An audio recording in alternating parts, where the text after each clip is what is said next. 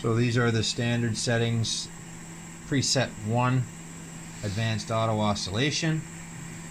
After you've completed those 3 cycles and suctioned, then go to settings, and then under the preset menu hit modify, change that to 2, hit OK.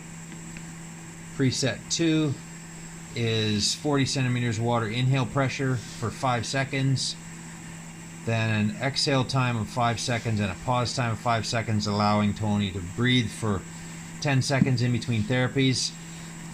Repeat this 4 or 5 breaths and to mimic breath stacking. To cycle this, you'd hit finish and then hit the therapy button, and the timer will go off for the 5 seconds up to 40 centimeters of water. There's my exhale time, and then my pause time of 5 seconds.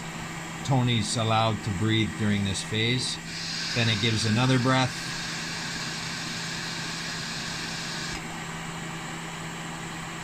And there's the exhale and pause.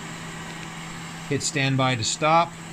Once you've completed the 4 or 5 breaths, go to settings, modify under preset, change to 1, which is the cough assist setting with the oscillation. Hit OK, finish, and now it's ready for the next person to come back and do the cough assist with him.